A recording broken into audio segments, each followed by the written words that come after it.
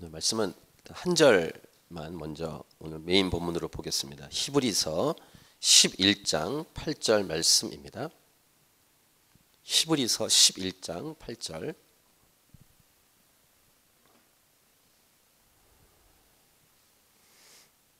자, 우리 같이 읽겠습니다. 히브리서 11장 8절 시작. 믿음으로 아브라함은 부르심을 받았을 때 순종하여 장래 유업으로 받을 땅에 나아갈새 갈 바를 알지 못하고 나아갔으며. 순종이라고 말하기에는 애매모호한 세 가지가 있습니다. 이 애매한 세 가지를 통해서 진정한 순종이 무엇인지에 대한 메시지를 오늘 함께 나누고 싶습니다. 오늘 설교 제목은 이것입니다. 불순종은 아닌데 순종이라고 말하기에도 애매한 세 가지. 결국은 불순종인 세 가지 내용을 세 가지로 오늘 나눌 때 첫 번째 부분 순종, 두 번째는 지체한 후 순종, 세 번째는 따져보고 순종. 우리 1:1 제자 영성학 공부의 성장 파트에서 9번째 주제가 바로 순종입니다. 이 주제를 공부할 때 화요팀은 이 부분을 제가 언급해서 간략하게 들으셨는데 오늘 설교 내용으로 오늘 나오도록 하겠습니다. 첫 번째 부분 순종. 그러면 우리에게는 이것을 적용할 때 온전히 순종하는 것. 이 내용에 대한 대표적인 성경의 예는 사울 왕에 대한 것입니다. 사울이 사무엘상 13장에서 블레셋과의 전투에서 먼저 잘못한 일이 있었습니다. 전쟁을 하기 전에 그들은 하나님께 제사를 드리고 그 다음에 전쟁에 나가야 되는데 사무엘 선지자가 늦게 옵니다. 늦게 오니까 부득이해서 사울 왕이 직접 제사를 집례합니다. 그리고 제사를 집례하자마자 사무엘이 딱 옵니다. 그러니까 사울 왕을 하나님이 테스트했던 것인데 사무엘상 13장 12절부터 14절 보시면 제사를 본인이 직접 한 다음에 이렇게 대답을 합니다. 내가 이르기를 블레셋 사람들이 나를 치러 길갈로 내려오겠거늘 내가 여호와께 은혜를 간구하지 못하였다 하고 부득이하여 번제를 드렸나이다 하니라. 이 앞에 내용은 어떤 내용이냐면은 제사를 빨리 치르고 전쟁을 해야 되는데 사람들이 막 두려워서 막 흩어집니다. 군인들이. 그런 상황을 보니까 급해요, 마음이. 그래서 본인이 직접 제사를 집례했습니다. 그때 사무엘을 통한 하나님의 마음은 이것입니다. 13절 왕이 망령되이 행하였도다. 왕의 하나님 여호와께서 왕에게 내리신 명령을 지키지 아니하였도다. 이렇게 얘기하고 14절 보시면 지금은 왕의 나라가 길지 못할 것이라 여호와께서 왕에게 명령하신 바를 왕이 지키지 아니하였으므로 여호와께서 그의 마음에 맞는 사람을 구하여 여호와께서 그를 그의 백성의 지도자로 삼으셨느니라. 이렇게 사무엘이 하나님의 마음을 전합니다. 자기의 권한을 지나쳐 월권을 한 것입니다. 선을 넘어버린 것, 하나님께서 지정하신 그 선을 넘어버린, 하나님께서는 이런 것을 굉장히 중요하게 보십니다. 선악과 사건도 결국에는 선을 넘어버린 하나님의 선, 인간과 하나님의 선을 인간이 넘었죠. 이게 선악과 사건이죠. 이것을 불순종이라고 부릅니다. 그러니까 죄의 내용은 불순종이라고 할 수 있는데 선을 넘어버리는 것이 불순종이다. 불순종이란 선을 넘어버리는 것이다. 근데 이 사울 왕에게 한 번 더 기회를 주십니다. 즉 하나님 말씀대로 하는가 아니하는가 이거에 대한 기회였는데 하나님께서 말씀하신 것을 있는 그대로 다 행동으로 순종하는가 아니면 그 중에서 일부라도 아주 조금이라도 자기가 원하는 대로 자기 보기에 좋은 대로 행하는가 이것을 이제 테스트하기 위해서 사울을 테스트할 때 사울이 이 테스트를 통과하지 못합니다. 이제 아말렉을 치라는 명령이었는데요. 사무엘상 15장을 앞부분 보면 사무엘이 사울에게 이르되 여호와께서 나를 보내어 왕에게 기름을 부어 그의 백성 이스라엘 위에 왕으로 삼으셨은즉 이제 왕은 여호와의 말씀을 들으소서. 이렇게 사무엘이 사울에게 말한 후 만군의 여호와께서 이같이 말씀하시기를 아말렉이 이스라엘에게 행한 일 곧 애굽에서 나올 때 길에서 대적한 일로 내가 그들을 벌하노니 3절 지금 가서 아말렉을 쳐서 그들의 모든이죠. 모든 소유를 남기지 말고 진멸하되 남녀와 소아와 젖먹는 아이와 우양과 낙타와 나귀를 죽이라 하셨나이다 하니 이렇게 명령하셨어요. 원래 기본적으로 전쟁을 할 때는 남자는 죽이고 여자와 유아는 살리게 되어 있습니다.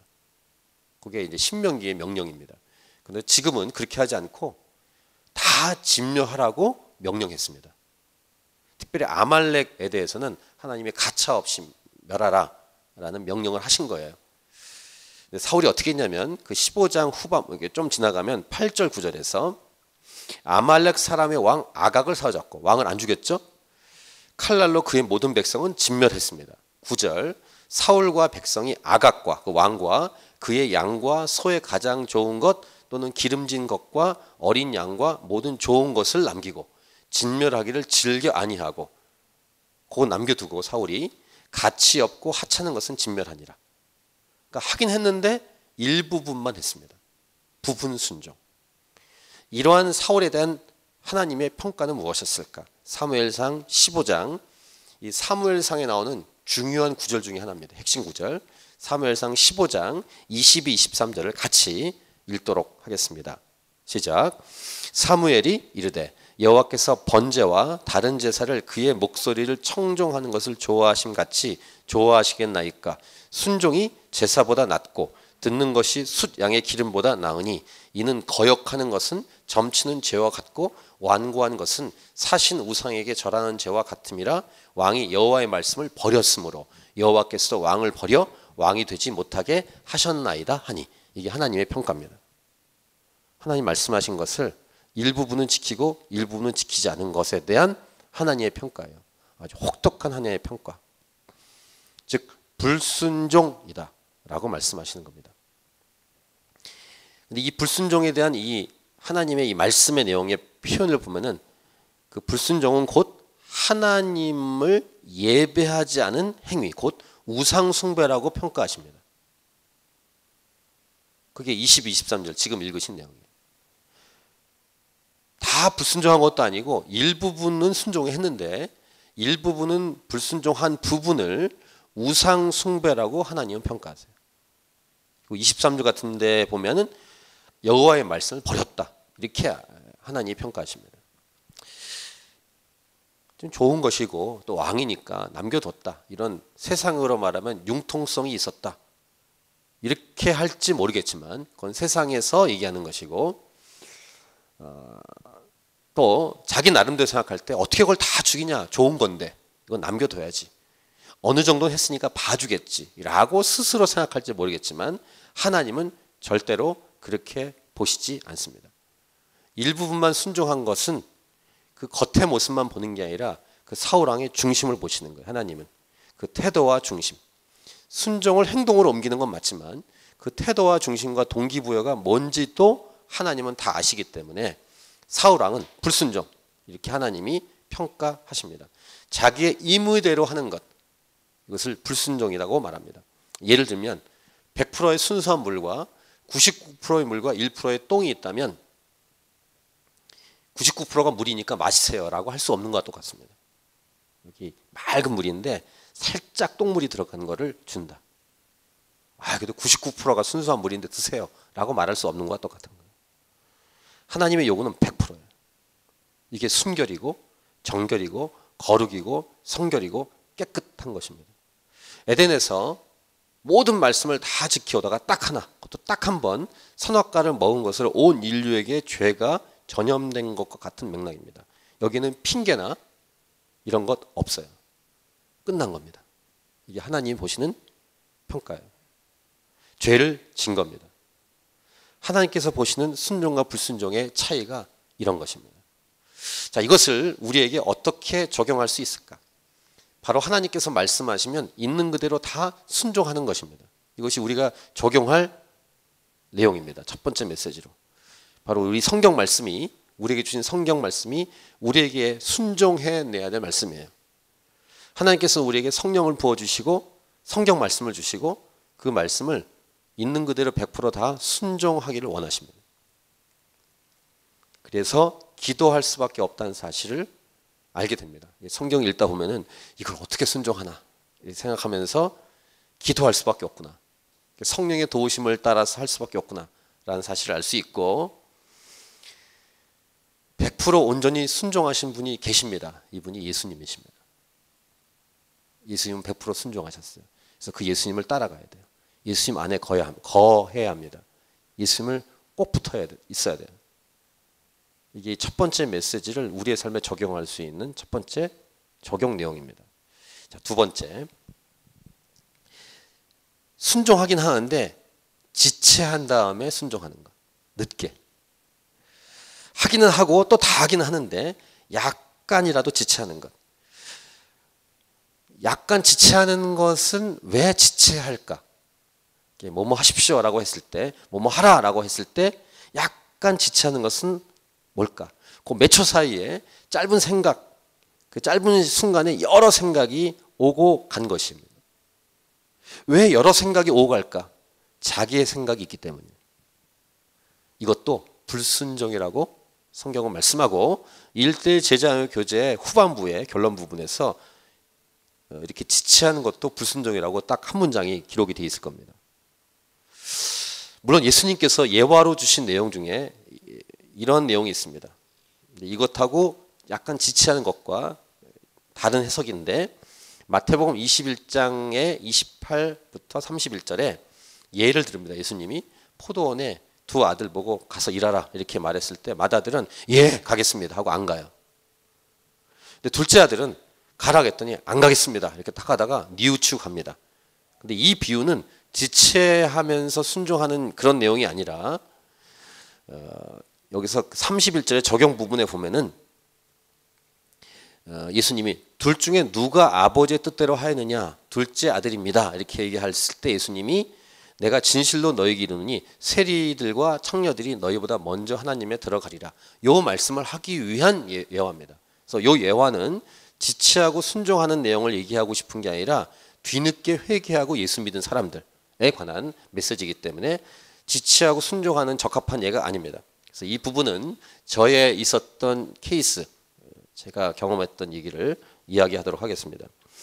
저는 1998년도에 신대원 3학년이었습니다. 신대원은 MDV 코스는 3년 과정입니다. 신대원 3학년 학생일 때 보통 신대원 1학년 때부터 파트 교육자를 하신 분도 계시고 학부를 신학교 나오신 분들은 학부 때부터 파트 교육자 하신 분도 계십니다.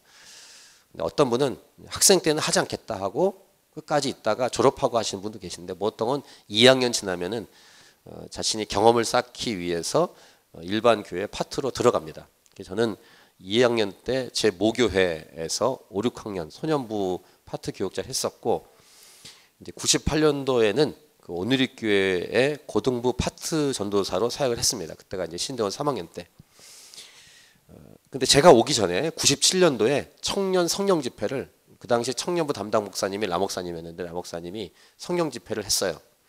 그때 이 집회가 잘 됐습니다. 그래서 담임 목사님이 한 번 더 해보라고 하고 몇 번 하다가 그럼 아예 이거를 정기 집회로 만들자 이렇게 해서 화요 성령 집회가 생기는 시점이 97년도를 지나서 98년도가 됐습니다. 그래서 98년도 1월 달에 화요 성령 집회가 출범을 했어요.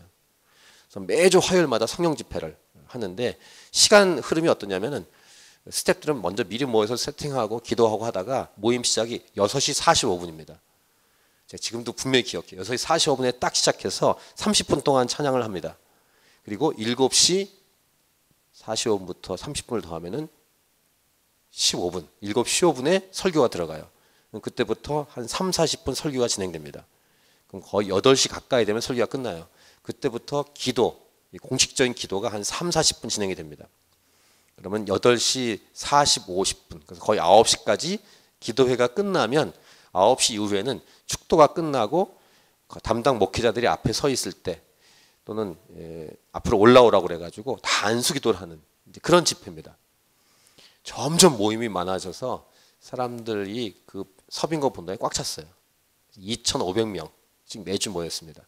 제 기억에는 이제 제가 4월 중순부터 예배 인도를 했는데 그 당시에 유승준 형제가 그 자기 댄서들하고 이렇게 와 있던 기억이 납니다. 기도하러 오는 그런 기억. 그 다음에 귀신 들린 사람이 굉장히 많이 왔습니다. 그런 집회라면 귀신 들린 사람이 옵니다. 그래서 예를 들면은 제가 이렇게 찬양 인도를 시작하려고 6시 45분 1분 전에 딱 섰는데 무대 밑에서 저보고 이렇게 오라고. 그래서 이렇게 보면은 잠깐 나랑 얘기하자고 1분 전에. 근데 보니까 잠깐만 헛 트림을 합니다. 이렇게 트림을 냄새가 이상하고 귀신 들린 사람이에요. 집회를 방해하기 위해서 날 내려오라고. 그래서 이따가 얘기하자고 하고 해보면 어디 가니 없어졌어요. 뭐 그런 등등의 일들이 굉장히 많고, 기도할 때 보면은 뭐 여기저기 막 소리 나고 막 정신이 없습니다. 근데 그 집회를 하게 된 이유는 이제 전화가 왔기 때문인데, 어떤 전화가 왔냐면은 제가 오후에 3시간짜리 수업이 있는데 그 청년부 담당 라목사님과 함께 사역하는 부교육자가 또 한 분 계세요. 나이는 좀 많으신 분인데 집사를 하시다가 뒤늦게 신학을 하셔서 교육자가 되신 분이고, 지금은 조이어스 커뮤니티 담임 목사님이십니다. 박정열 목사님. 그분이 전도사 시절 때 이제 거의 라목사님을 도와서 이 집회를 섬겼던 분입니다. 연락이 왔어요. 오재성 전사님, 그 찬양 인도를 해달라고. 그래서 제가 3시간짜리 수업이 있어서 끝나자마자 가야 겨우 딱 마친다고, 시간을. 그래도 해달라고 해가지고 하게 됐는데, 그 이유를 이렇게 들어보니까 저보다 먼저 처음에 같이 시작했던 청년부 예배 인도자, 그 당신 그분이 형제님이 그냥 목회자는 아니었는데, 그분이 이제 예배 인도를 할 때 어떤 일이 있었냐면, 그 보통 설교가 끝나면은 앞에 찬양 인도했던 사람이 옆에 딱 붙어서 설교자가 기도 인도하는 걸 돕죠. 둘이 서가지고 강대상에 옆에 같이 서서, 그럼 옆에서 기타 치면서 기도 인도하는 목사님을 돕는 역할을 하는데, 이제 라 목사님이 어느 순간에 어떤 곡을 하면 좋겠다는 판단이 들 때 이런 곡을 하자고 주문할 때가 있습니다. 그럼 그때 빨리 인도하면 되는데 이 친구가 잠깐 멈칫했어요. 근데 계속 기도가 인도되고 중간에 찬양하면서 계속 인도되는 그 영적으로 민감한 순간은 1초, 2초가 굉장히 깁니다. 약간 멈칫하면은 이 흐름이 끊어질 수 있는 그런 상황인데, 이 형제님이 어떤 생각이 오고 갔냐면은, 아니 내가 찬양 인도자인데 왜 곡을 이분이 정할까, 이런 생각과 이 곡이 지금 이 흐름에서 맞을까, 이런 생각을 해서 약간 늦게 했어요.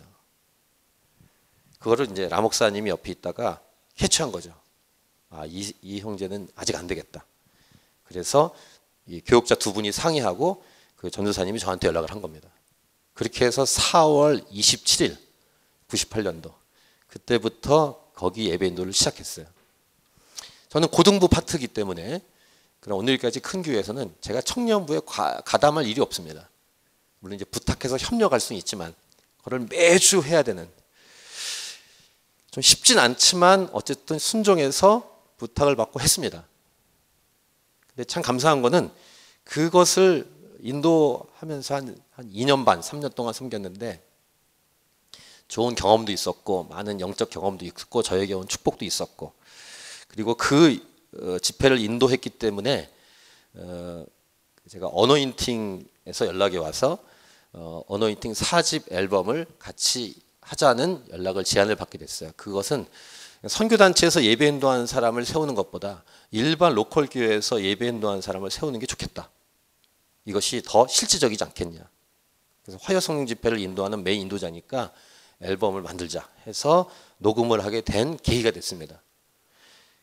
그 어노인팅의 그 형제 한 분이 저하고 친구고 또 지금도 일하고 있는 그 형제 한 분이 저하고 후배이기 때문에 저를 부른 게 아닙니다. 그렇게 해서 부를 수가 없죠. 예배 앨범을 내려면은 어느 정도의 퀄리티가 있어야 되고 그 다음에 예배에 대한 감각이 있어야 부를 수 있습니다. 근데 저에게 있어서는 그런 기회가 온 거예요. 그리고 순종으로 사역하는 지경이 넓어지고 이런 등등등을 할 수 있게 된, 그때 즉각적으로 순종하는 것이 무엇인지에 대해서 배우기 시작했어요. 저도 제 태도가 잘못된 게 얼마나 많겠습니까? 순종하는 태도. 근데 이 순종에 대한 부분을 제가 가기 전이지만 이 청년 성령 집회를 홍보를 해야 되니까 그 당시 한 성도들이 한 15,000명쯤 됐습니다. 오늘의 교회가. 그러니까 주보를 거의 한 2만 장 가까이 이렇게 인쇄하지 않겠습니까? 그러니까 그 청년 성령 집회를 매주마다 하라는 담임 목사 얘기를 듣고 주보를 다 해가지고 토요일 날 받아서 주보에 다 끼는 일을 하셨겠죠. 청년부 교육자들이. 그렇게 하고 이제 두는데 토요일 날 밤에 담임 목사님이 쑥 지나갑니다. 그리고 이제 주보를 딱 하나 받아서 그 안에 있는 청년 성령 집회 그 홍보지를 딱 보시더니 담임 목사님이 여기 청년이란 말이 붙으면 일반 어른들이 오기가 어렵잖아. 이렇게 혁삭 지나가셨어요. 그래서 이제 라 목사님이 디자인실에 다시 얘기해서 청년 짤 빼고 인쇄소에 다시 보내가지고 그 인쇄소 팀이 전담으로 오늘 읽기하고 하시는 분들이고 이게 양이 많으니까 그분들에게도 좋은 그러나 좀 무리가 되는 주일날 아침 주일 오전 7시 예배부터 나눠져 되니까 시간이 별로 없잖아요. 밤새고 인쇄를 해가지고 갖고 오셨어요. 새벽에. 새벽에 다 끼운 것 같아요. 다 끼우고 딱 갖다 놨는데 한 목사님이 한 6시쯤 오셔가지고 쭉 보더니 청년이란 말이 붙어도 괜찮았겠네 하고 지나가셨습니다. 그때 태도가 중요한 거예요. 태도. 뭐야 이랬다 저랬다 하고 담임 목사면 다야? 라고 말은 안 해도 속으로 불만이 있을 수 있잖아요. 그러면은 부교육자로서의 자격은 없는 거예요. 이게 순종이고 그 다음에 겸손이고 팀사역이고 그 다음 권위위와의 관계예요. 그런 것을 훈련을 해야 합니다. 그게 우리가 가져야 될 태도예요. 하나님이 뭐 하목사님은 하나님은 아닙니다. 근데 이 훈련을 시켜주는 것인데 하나님이 우리에게 주시는 명령을 들을 때 때로는 이랬다 저랬다 하는 경우가 있습니다. 그때 어떤 태도를 가질 것이냐. 자, 약간 지체하는 것도 불순종이다라는 것에 이런 정리를 해볼 수 있습니다. 자기 생각을 가미하지 말고 리더가 명령하면 즉각 순종하는 것이 진짜 순종입니다. 자기 생각을 가미하는 기회는 그 리더가 너 마음대로 해봐. 네 의견대로 해봐. 이런 얘기가 있으면 괜찮아요. 그런데 이렇게 라고 할 때는 임으로 자기가 생각하지 않고 있는 그대로 하는 거예요. 그러니까 이 두 번째 메시지는 적용도 분명히 나옵니다. 즉각 순종. 사울 왕은 자기가 생각할 때 왕은 그래도 남겨두고 살려두고 보기에 좋은 것은 남겨둬야지 라고 생각했던 거예요. 하나님은 모든 것을 진멸하라고 명령하셨음에도 불구하고 이것을 불순종이라고 하시는 겁니다. 그리고 해야 되는데 자기 생각이 막 계산이 된다. 불순종. 이 즉각 순종은 이제 세 번째 메시지와 연결될 거예요. 즉각 순종하려면 하나님의 말씀을 잘 들어야 돼요.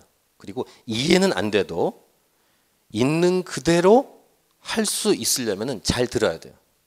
듣는 게 중요하지 해석하거나 자기 생각을 가미하는 것은 중요하지 않아요. 무슨 명령인지를 다 이해하고 따지고 납득하고 가려면 시간이 필요합니다.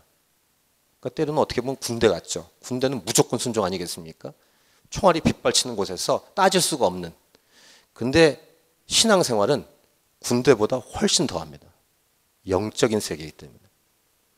권위 위에 리더가 명령했을 때 내가 어떻게 할 것인가. 가라고 하면 가는 것이지 가서 이렇게 되고 저렇게 되고를 따질 필요가 없는 거예요. 어디로 가야 될지 따질 필요가 없어요. 가라면 일단은 발을 띄는 것입니다.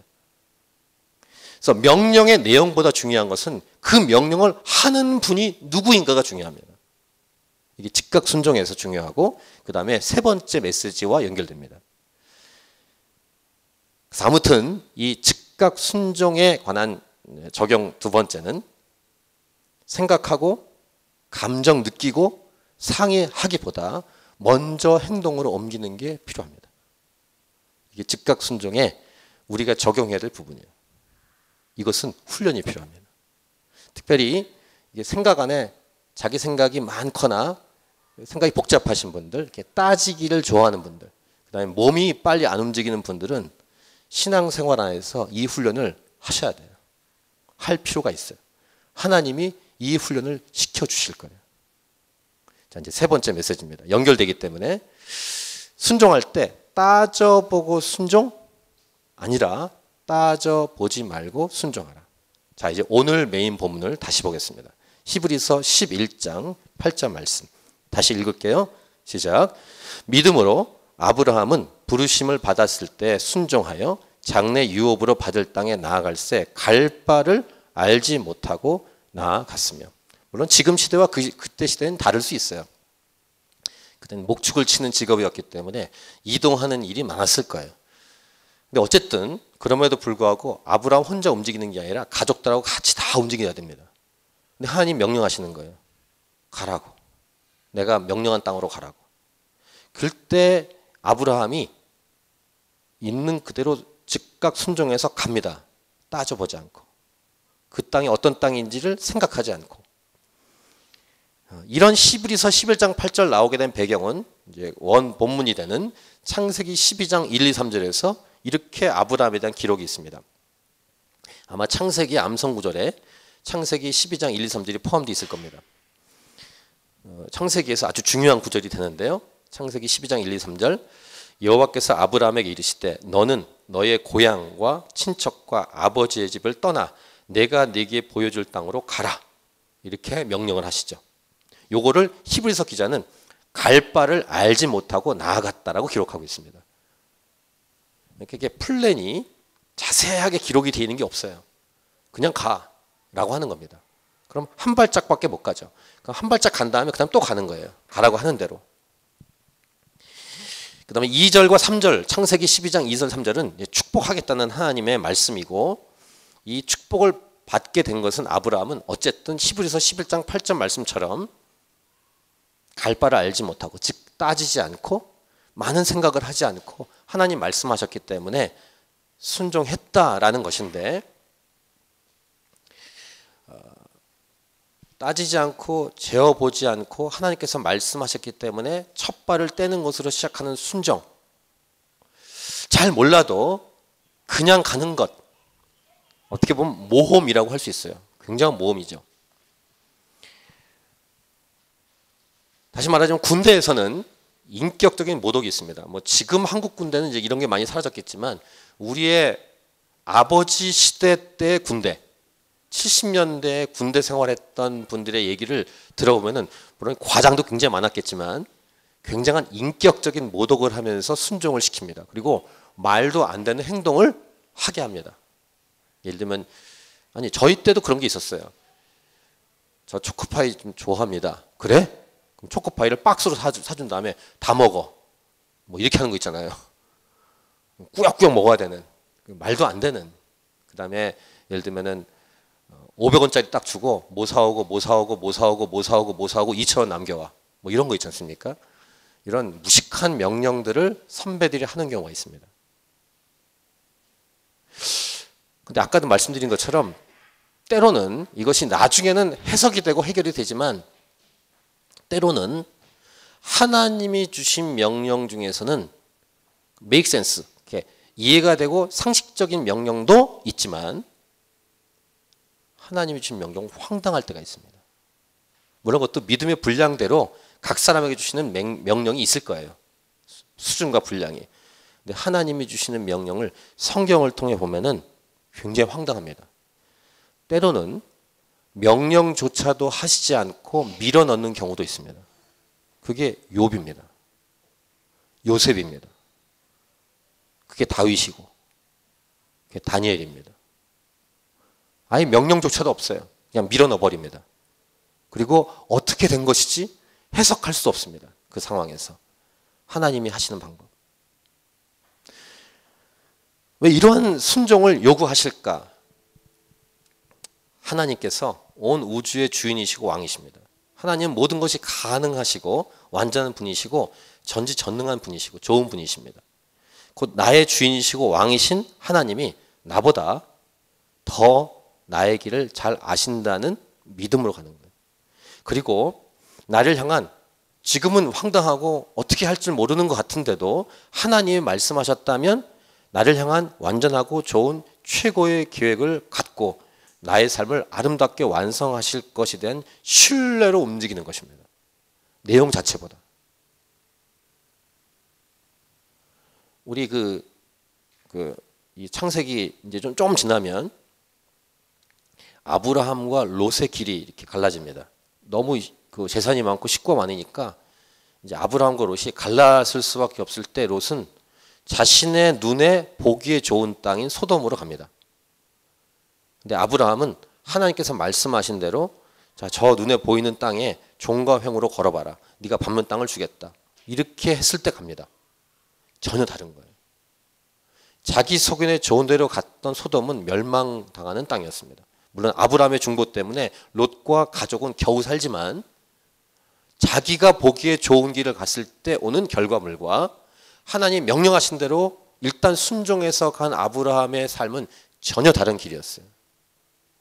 그래서 하나님을 신뢰함으로 순종하고 따져보지 않고 순종해서 나갈 것인가, 아니면 다 따지고 재본 다음에 갈 것인가.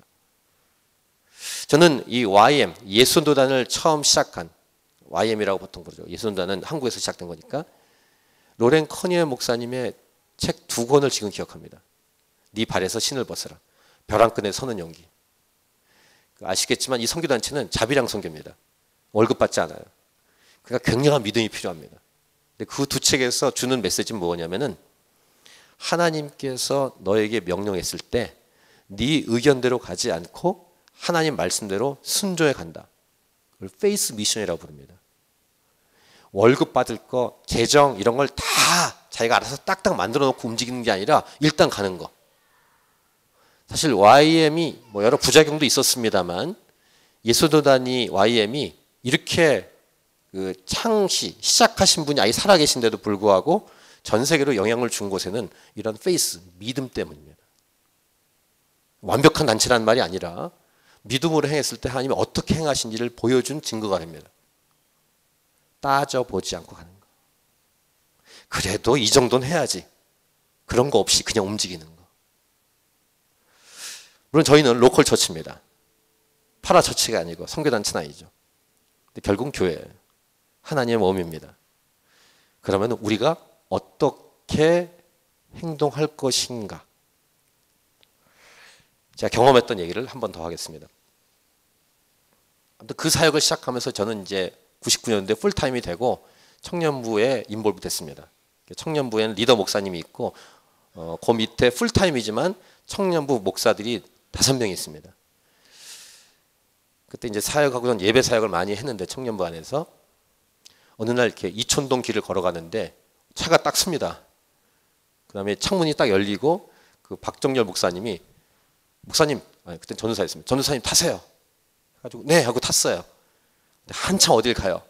그래서 이제 그 라 목사님하고 박정열 전도사님이 계셨을 때 어디로 지금 가시는 겁니까? 이렇게 했을 때 강릉가 이렇게 했어요. 아무튼 집회가 있는 줄 알았어요. 집회도 아니에요. 뭐 먹으러 가는지 아무튼 가게 됐습니다. 약간 황당하죠? 타기 전에 어디 가는데요? 몇 시간 걸립니까? 이런 거 하지 않고 그렇게 훌륭하다 보니까 그렇게 됐어요. 타라. 네, 탔습니다. 그냥 가. 의견 묻지도 않아. 저에게 주신 하나님 훈련이었어요. 그냥 그 리더들을 신뢰하는 것입니다. 묻지 않고 따지지 않고 순종하는 것. 물론 무조건 다 이렇게 할 수 없을 때가 있을 것입니다. 요즘 젊은이들에게 이렇게 만약 한다면 문제가 생길 수 있을 거예요. 왜 나의 시간과 스케줄을 묻지 않고 합니까? 이렇게 하겠죠.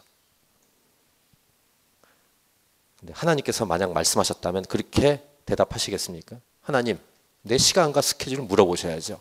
하나님, 내 사정을 모르십니까? 왜 마음대로 내 시간을 쓰십니까? 라고 하나님께 못하잖아요. 근데 하나님은 직접 하시기도 하지만 사람을 통해서 나를 훈련시키십니다. 이 훈련은 어디서 배울 수 있겠습니까? 혹시 뭐 선교단체에 들어가서 배울 수도 있습니다. 아니면 남자들 같은 경우는 군대 가서 배울 수도 있겠죠. 근데 군대는 말씀드린 것처럼 믿음으로 하는 데가 아니라 정말 무식하게 하는 곳입니다. 믿음으로 하면서 무조건 순종하고 즉각 순종하고 바로 순종하고 따지지 않고 순종하는 법을 언제 배우겠습니까? 이거 시간 지나면 나이가 먹을수록 각이 잡히기 때문에 순종하기 점점 어려워질 거예요. 몸 움직이기가. 하나님께서 명령하시면 나는 어떤 태도를 취해야 될 것인가? 순종이라는 주제로 오늘 함께 말씀을 나누고 있습니다. 우리 교회는 어떤 공동체로 가야 될 것인가? 이 시대의 교회들. 점점 교회가 때로는 필요할 때가 있지만 국회나 사회단체처럼 회의나 다수결이나 투표 등으로 나아가려고 하는 것에 대한 우려를 좀 해봅니다. 필요합니다. 그게 필요한데 교회는 이러한 일반 단체하고 다릅니다. 모두 다 그렇게 다 할 수 없고 또 지금 말한 것처럼 따지지 않고 즉각 순종하는 것으로만 갈 수 없는 현실이지만 하나님께서 말씀하시면 묻지 말고 따지지 말고 회의를 하지 않고 투표하지 말고 다수결 하지 말고 그저 순종을 해야만 할 때가 있다는 사실. 별한간 명령하시고 말씀하셔도 움직이고 행동할 준비. 그래서 청년 때 썼던 많은 표현 중에서 스탠바이, 늘 스탠바이, 레디 하는 거, 고 하면 가는 거. 몇 시간 걸려요? 가서 뭐 할 거예요? 이런 거 없이 죽으라면 죽는 거.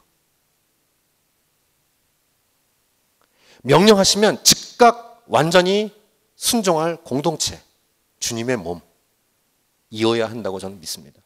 왜 미리 말씀하지 않으셨어요? 저하고 상의했었어야죠 라고 아닌 언제든지 말씀하시면 즉각 순종하는 이 훈련의 분량이 필요합니다. 어디까지요? 어디까지일 것 같아요? 목숨까지. 이게 성경의 믿음의 사람들을 향한 믿음의 사람들을 얘기하는 메시지입니다. 목숨까지. 물론 일반적으로는요. 우리 주님이 미리 말씀하시는 분이십니다. 이렇게 창세기 쭉 보면은 앞으로 올 얘기들을 쭉 하세요. 그런 거 분명하고 예수님도 자신이 십자가에 죽고 3일 만에 부활하고 그 다음에 갈릴리에서 만날 것이고 그 다음에 승천할 것이고 승천한 다음에는 오순절날 성령 강림할 거를 계속 미리 말씀하시죠. 그런 분이신 줄 압니다. 그런데 우리의 순종이 어디까지 갈 수 있을 것인가에 대해서 오늘 세 가지의 케이스로 순종에 관해서 우리에게 말씀하신 하나님. 우리 캔버라 하나님이 자신 교회는 어디까지 순종할 수 있는 분량의 공동체일까? 하나님 보시기에. 또 여러분의 각 개인은 하나님 말씀하시면 어디까지 순종이 가능할 수준까지 가 있을까? 오늘 이 말씀을 들으면서 자신의 삶을 한번 보십시오. 어디까지 할 수 있을까? 제 신대원 동기분들 중에 저희 신대원 동기는 굉장히 숫자가 많았습니다. 450명을 뽑았으니까 보통은 200명 정도 넘게 뽑는데 저희 기수는 2배를 뽑았어요. 어쨌든 2배를 뽑은 이유를 나중에 알았는데 그 기숙사하고 채플 공간을 지어야 되기 때문에 TO에 플러스 200명을 더해서 문교부의 허락을 받고 교육부의 허락을 받고 그 당시에 한꺼번에 많이 뽑았습니다. 이거 가지고 좀 말도 하는 사람이 있었는데 그래서 저 같은 사람이 들어갈 수 있었어요. 참 감사하고. 근데 그 멤버 중에 대표적인 분이 몇 분이 벌써 순교하셨는데 대표적으로 첫 번째 순교하신 분이 배영규 목사님이십니다. 샘물교회 사건. 그 목사님의 얼굴이 기억이 납니다. 저보다 2살 많은 형님이신데 먼저 죽었어요. 일찍 죽었죠. 왜 갔을까? 위험한데. 그 청년들 데리고 왜 갔을까? 하나님이 요구하시는 분량이 있기 때문이에요. 그 위험한 곳인데요. 저 못 가겠어요. 그렇게 하지 않고 갈 수밖에 없었을까? 이 샘물교회 사건 전에 또 이 터진 사건이 하나 있었습니다. 그 형제도 이 TV에서 나왔었죠. 이렇게 죽이려고 이렇게 무슬림 쪽 애들이 총을 들이대고 그분이 이렇게 외치는 장면이 나오는데 그 선교하기 때문에 거기에 기업을 세울 수밖에 없었어요. 가나 기업을. 저는 그런 따지지 않고 순종하고 갔던 사람들을 생각할 때 하나님의 마음을 생각합니다. 하나님 모르셨을까? 하나님은 다 아시는 분이신데 위험한 걸 모르실까? 다 아시는데. 여러분 우리 주일날 요한복음 묵상했지 않습니까? 요한복음 21장 맨 마지막 장에 하이라이트가 뭔지 아세요? 사도 요한에게는 사도 요한에게는 오래 끝까지 사는 얘기 하지만 베드로에게는 너 나 사랑하냐 이렇게 한 다음에 너 네 마음대로 나중에 살지 못하고 순교한다 이렇게 말씀하셨을 때 베드로는 어떻게 보면 황당할 수 있습니다. 이게 베드로의 이 땅을 향한 하나님의 계획이에요. 사도 요한도 물론 순교당했죠. 반모성까지 끌려가서 맨 마지막에 순교했지만 어쨌든 이 12명이 그 마띠아로 교체된 다음에 12명이 다 순교했어요. 가룟 유다는 자살했지만 채워진 마띠아와 함께 12명이 다 순교했어요. 이게 하나님의 계획이었습니다. 그리고 신앙의 선배들의 마지막은 다 순교였습니다. 왜 그러냐면은 이게 사역의 원리이기 때문에 하나님의 밀이 땅에 떨어져 죽어야 많은 열매를 맺기 때문에 하나님은 그렇게 불러주신 거예요.